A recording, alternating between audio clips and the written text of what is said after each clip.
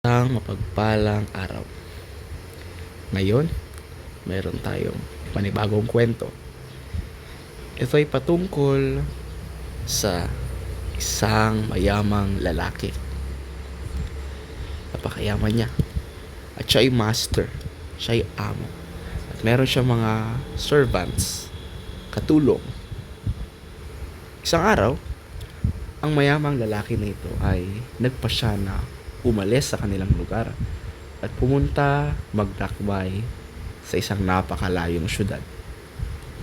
Ngunit bago siya umalis, ay binigyan niya ang kanyang mga katulong, servants, ng yang tinatawag na parang barya na yan. Yan ay yung pera na ginagamit nila nung Bible times. Ang tawag dyan ay talent.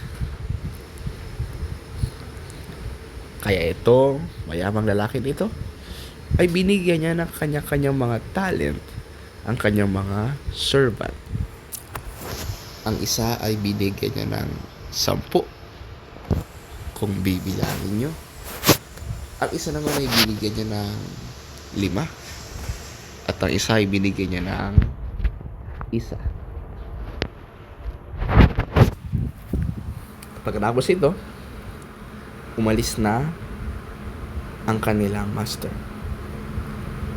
Ngunit habang wala ang kanilang master, yung isa servant na meron siyang 10 na talents, ay hindi niya lang to basta-basta ginastos. Ito ay kanyang pinangbili. Ayan, nakikita niyo kanyang ginagawa. Pinangbili. At ito ay kanyang ibinenta. At nagtayo siya ng sarili niyang business. Marami siyang ginawa. At yung isa naman na merong 5, ganun din. Ayan, nakikita nyo. Ganun din ang kanyang ginawa. Hindi lang nila ito basta ginamit, ginastos, pinangbili ng kung ano-ano. Hindi rin nila ito ninakaw. Bagkus ay gusto nila itong padamihin palalo. Ngunit, yung isa, na meron lang siyang isang talent na binigay ng kanyang master, imbis na kung ano ang gawin niya dito, anong ginawa niya? Naghukay siya at itinago niya. Para isang araw, sa pagbalik ng kanilang master, ay isa sa uli niya lang yung binigay sa kanya. Isang araw, dumating na ang master. At alam nyo, tinanong niya ang kanyang mga servants, inuna niya yung binigyan niya ng 10. Sabi niya, anong ginawa mo dun sa 10 talent na binigay ko sa iyo? At ikinuwento niya yung kanyang ginawa, na ito ay inilagay niya sa mga nagbebenta, at ito ay kanyang pinambili, ibinenta, ipinangutang, hanggang ito ay dumami, hanggang yung kanyang 10 ay naging 20. At yung isa naman ay ganoon din, tuwang-tuwa rin siya.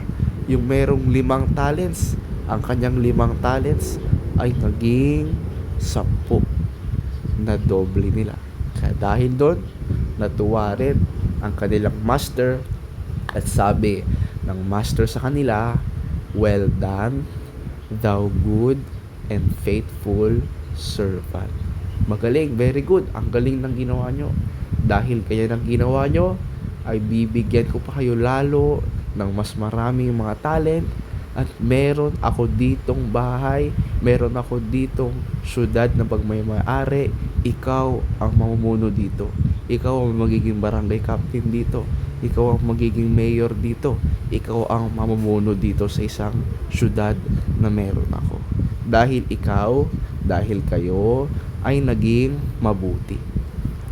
Maliit lang ang aking binigay sa iyo, pero dahil very good ka, ginalingan mo sa maliit na bagay, bibigyan pa kita ng mas malaki. Ngunit, yung isa naman, anong ginawa niya? Di ba siya yung nagtago? Tinago niya. At dahil doon, Hindi natuwa ang kanyang master sa kanyang ginawa. Dahil itinago niya lang. Wala siyang ginawa. At sabi ng master sa kanya, hindi ka mapapakinabangan, tamad ka, wala, wala akong mapapakinabangan sa iyo. Kaya umalis ka na lang. Kaya nga, mga bata, ganun din sa atin. Tayong lahat ay binigyan tayo ng Panginoon. Binigyan tayo ng talent. O, nung panahon ng Bible, ang talent sa kanila, ito ay pera. Ngunit sa atin, ito ngayon yung mga abilidad o yung talento ng meron ka.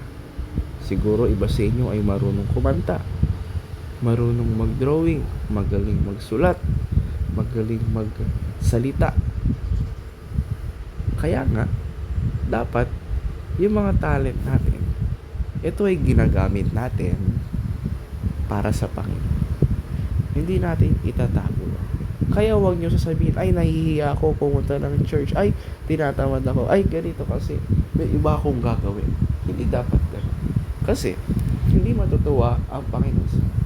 Pag sinasabi kasi natin gano'n, para lang tayo tong lalaki na ito na binigyan siya ng isang talent, pero nung ginawa niya, ito ay kanya itinago.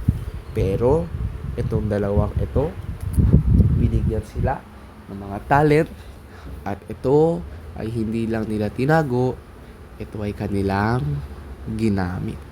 Kaya ikaw din, meron kang lakas, meron kang oras, kaya kagamitin mo dapat yan. Hindi para sa iba, hindi para sa dyablo, para sa Panginoon.